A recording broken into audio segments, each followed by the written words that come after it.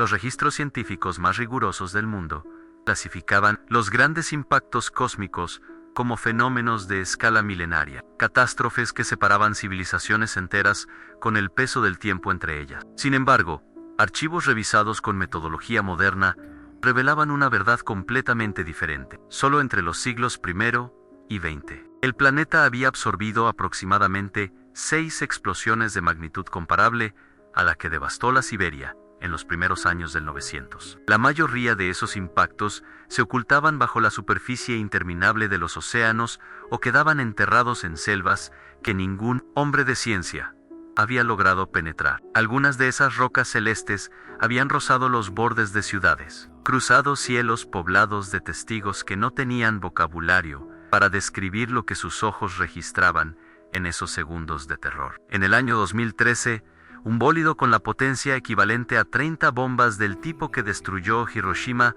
explotó sobre una cordillera rusa, sin que ningún telescopio del mundo lo hubiera detectado un solo segundo antes. El 30 de junio de 1908, a las 7:14 de la mañana, el cielo sobre la taiga siberiana se rasgó de una manera que ningún habitante de esa región fría y remota había visto jamás. Testigos a cientos de kilómetros del epicentro describieron el objeto como un segundo sol que avanzaba a una velocidad imposible, físicamente doloroso para los ojos. La potencia de aquella explosión se calculó en aproximadamente 15 megatones, 1000 veces la energía de la bomba de Hiroshima.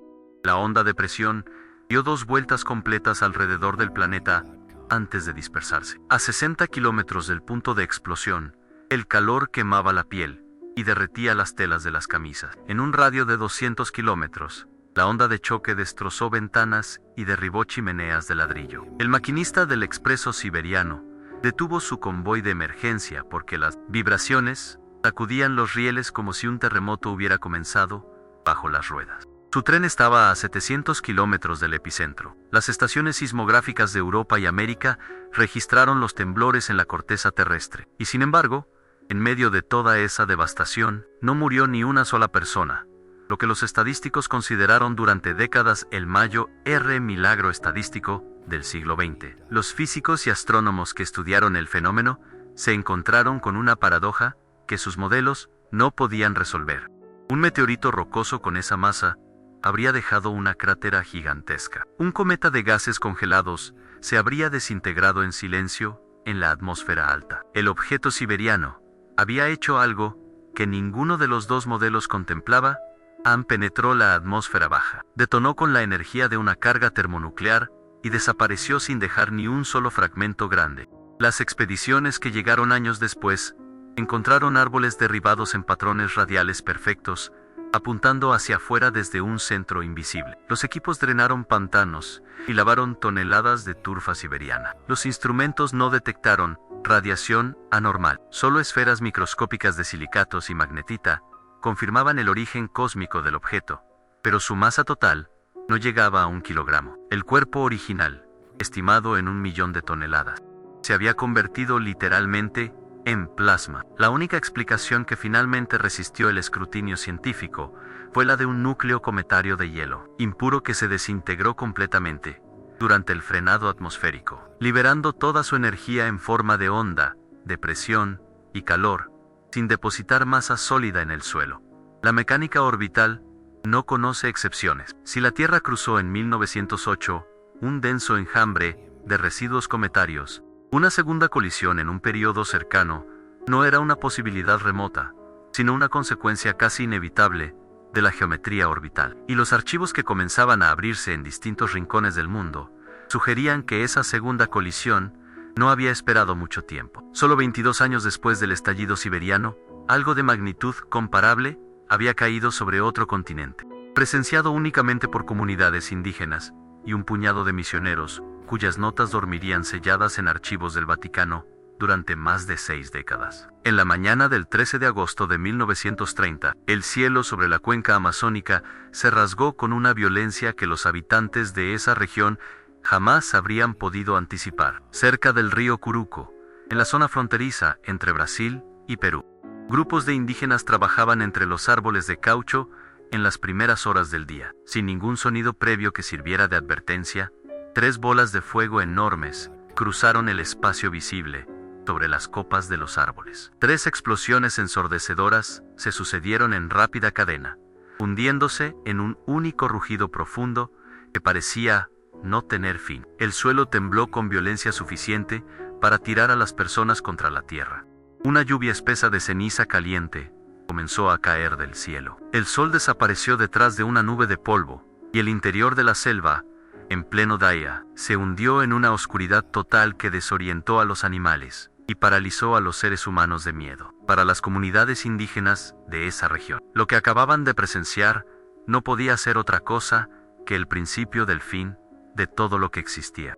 Un misionero católico que se encontraba a decenas de kilómetros del epicentro sintió la onda de choque como una sacudida que movió los objetos de sus estantes. En sus diarios personales, archivados más tarde en los registros del Vaticano, anotó que tuvo que recurrir a toda su autoridad para confiscar raíces venenosas que los indígenas habían comenzado a recolectar con la intención de quitarse la vida antes de que el apocalipsis que creían inminente los alcanzara de manera más dolorosa. El incendio que aquellas explosiones provocaron destruyó completamente la selva primaria en un área de más de 1000 kilómetros cuadrados. La ciudad más cercana estaba a 700 kilómetros de distancia. Ninguna expedición científica fue enviada. La comunidad internacional permaneció completamente ajena a lo ocurrido durante 65 años. Mientras la selva reconstruía pacientemente su interior sobre las cicatrices de una explosión comparable a la del evento siberiano. Fue solo en 1995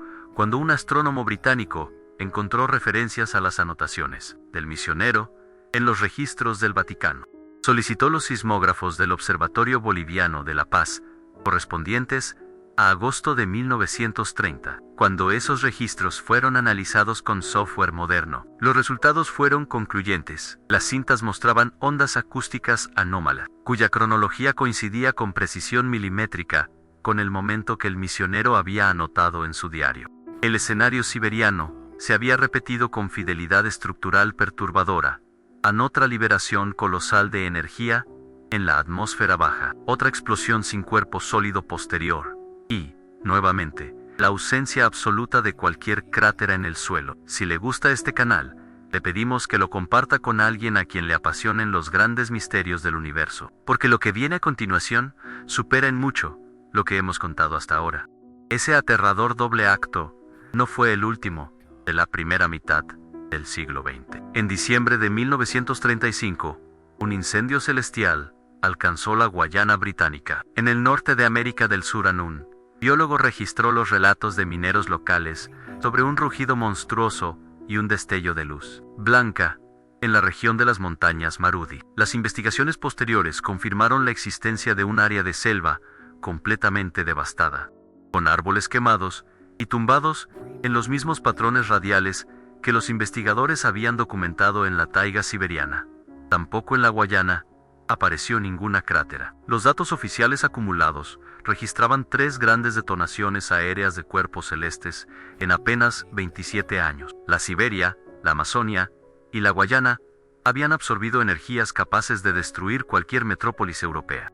Los 3 objetos habían explotado en los lugares más inaccesibles del planeta. La aterradora verdad que emergía de ese patrón era que la relativa seguridad de las ciudades no estaba garantizada por ninguna tecnología, sino únicamente por la proporción matemática entre las áreas habitadas y las áreas vacías en la superficie total del planeta. A finales de la década de los 90, el Congreso de los Estados Unidos encargó formalmente a su agencia espacial localizar y catalogar el 90% de todos los asteroides de gran tamaño cercanos a la Tierra, definidos como objetos con más de 1 kilómetro de diámetro, capaces de desencadenar una extinción global. El programa fue técnicamente exitoso. La gran mayoría de esos gigantes fue identificada y sus órbitas calculadas con décadas de anticipación. La humanidad celebró ese logro como prueba de su madurez tecnológica. Los sistemas militares de alerta temprana monitoreaban la atmósfera de manera ininterrumpida. Parecía razonable concluir que la era de las catástrofes repentinas había quedado sellada para siempre en la historia. Esa conclusión era tranquilizadora. Estaba respaldada por datos reales y era completamente errónea en lo que se refería a la categoría de objetos que la historia había demostrado que eran los verdaderamente peligrosos. Las rocas entre 20 y 100 metros de diámetro, que los especialistas llamaban destructoras de ciudades, no habían sido incluidas en los programas de rastreo sistemático por considerarse demasiado pequeñas para justificar la inversión de recursos. Un objeto de ese tipo llegó al planeta sin ningún aviso en la mañana del 15 de febrero de 2013. Una luz de intensidad insoportable estalló sobre los montes del Ural sin previo aviso. Un asteroide rocoso de 10.000 toneladas atravesó la atmósfera a 19 kilómetros por segundo y explotó a 23 kilómetros de altitud sobre una ciudad de más de 1 millón de habitantes. La energía de la detonación superó los 500 kilotones, 30 veces la potencia de la bomba que destruyó Hiroshima. Miles de personas que esa mañana corrieron hacia las ventanas atraídas por el destello, recibieron los cortes cuando el vidrio explotó hacia adentro 1 minuto y medio después. 7.000 edificios perdieron sus cristales simultáneamente. Alrededor de 1.500 personas requirieron atención médica. La ciudad evitó una destrucción masiva únicamente porque la explosión ocurrió a suficiente altitud para distribuir su energía en un área amplia. Un cambio de 10 kilómetros hacia abajo en la altitud de detonación habría resultado en la destrucción completa del centro histórico y comercial de esa metrópolis, con decenas de miles de víctimas. Y el verdadero pánico en los laboratorios comenzó horas después. Cuando los técnicos verificaron los datos de radar, ningún telescopio óptico, ni ningún sistema de radiodetección en ningún punto del planeta había registrado la aproximación del asteroide. Los sistemas de defensa antimísil de las dos grandes potencias militares permanecieron en silencio hasta el último segundo. Los astrónomos se enteraron del impacto por vídeos grabados por cámaras de automóviles particulares que circulaban por Internet. Una cámara doméstica de tablero había resultado más útil que toda la infraestructura de seguridad espacial. Multimillenaria La explicación de ese fracaso residía en la geometría del sistema solar. El asteroide se había aproximado, viniendo directamente desde la dirección del Sol, volviéndose completamente invisible para cualquier instrumento terrestre. La radiación solar de una intensidad billones de veces superior a la del asteroide borraba completamente sus contornos. Los especialistas llamaban a esa región la zona ciega cósmica. Los observatorios terrestres solo podían vigilar el cielo nocturno con eficiencia. Una roca que se aproximara desde el lado iluminado solo podía ser detectada cuando comenzaba a incendiarse en la atmósfera superior, cuando ya era imposible tomar ninguna medida de protección.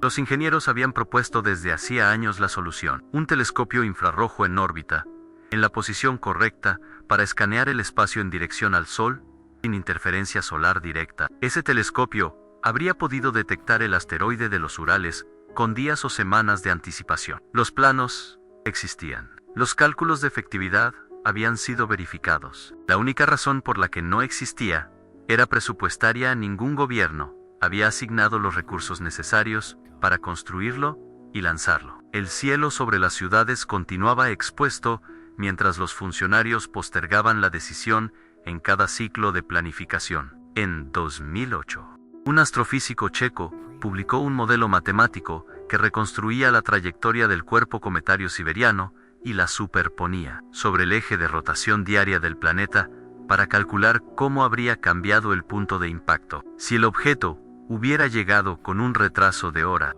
Los resultados respondieron definitivamente la pregunta de si el evento siberiano había sido una anomalía o el producto de la combinación entre una trayectoria orbital específica y la rotación de un planeta que exponía continuamente nuevos territorios al impacto. La Tierra simplemente había ofrecido, en ese momento preciso, uno de los sectores más despoblados de su superficie al punto de detonación.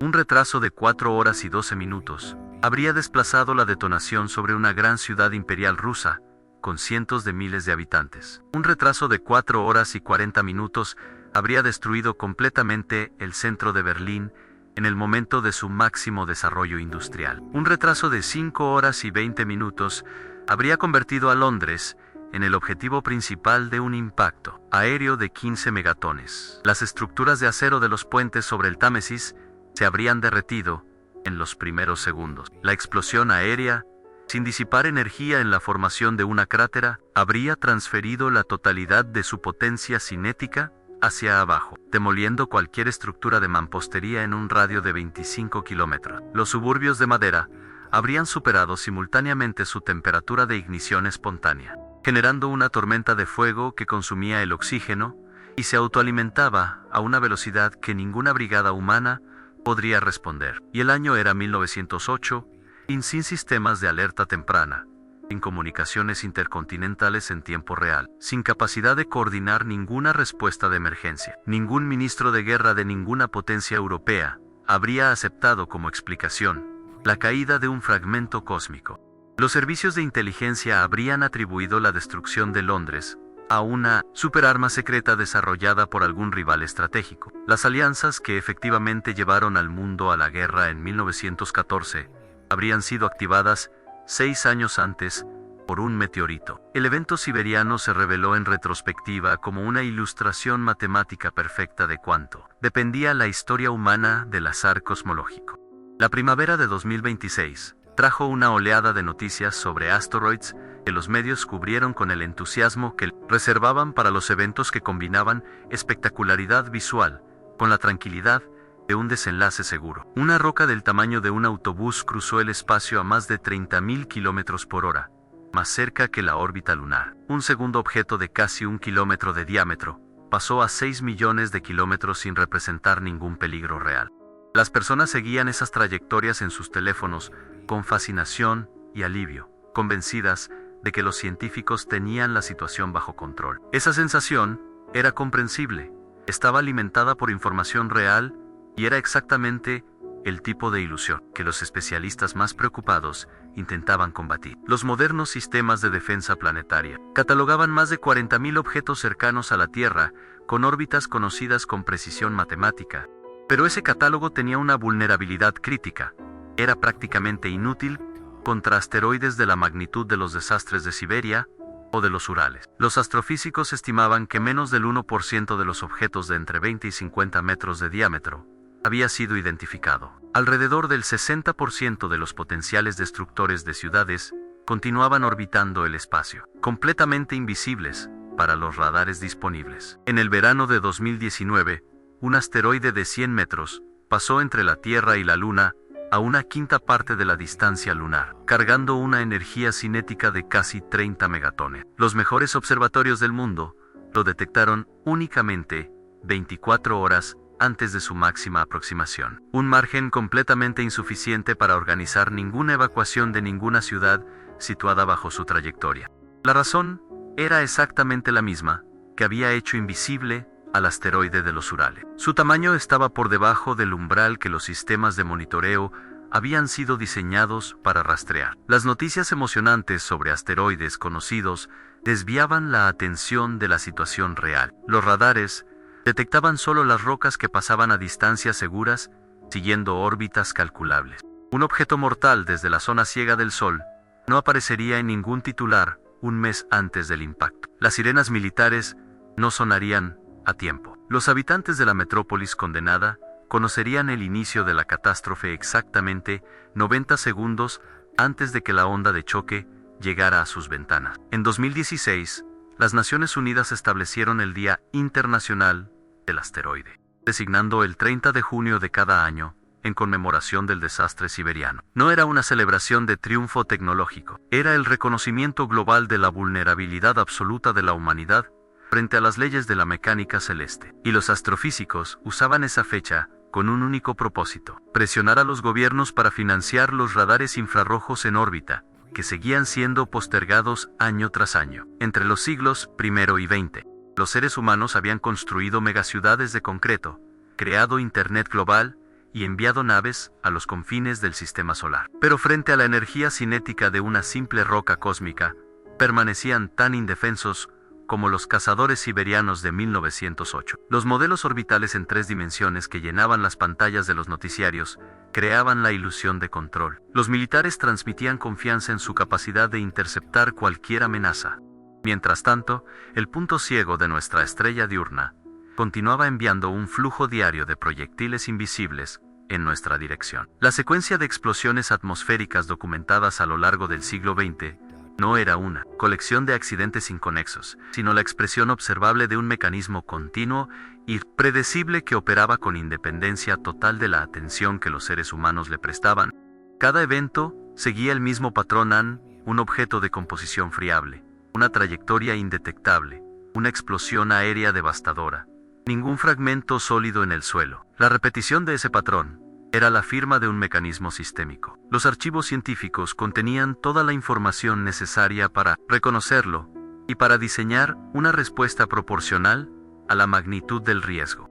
Lo que faltaba no era el conocimiento, sino la voluntad política de convertir ese conocimiento en acción antes de que el próximo giro de la ruleta señalara un resultado diferente. El evento siberiano no se había convertido en un capítulo cerrado, se había convertido en una sentencia matemática aplazada para las generaciones futuras. La pregunta ya no era si ocurriría. Las estadísticas y la mecánica orbital habían proporcionado una respuesta afirmativa definitiva. La pregunta era únicamente de tiempo. ¿Y qué capital estaría en la línea de impacto en ese milésimo de segundo preciso, antes de que la Tierra tuviera tiempo de girar una vez más sobre su propio eje? Publicamos un video todos los días, y dale me gusta al video si te gusta esta historia, y déjanos en los comentarios contándonos de dónde eres y a qué hora nos escuchas. Fin del R o TE y R, o palabras totales estimadas, en 4.8 duración estimada de narración, approximately 30 minutos.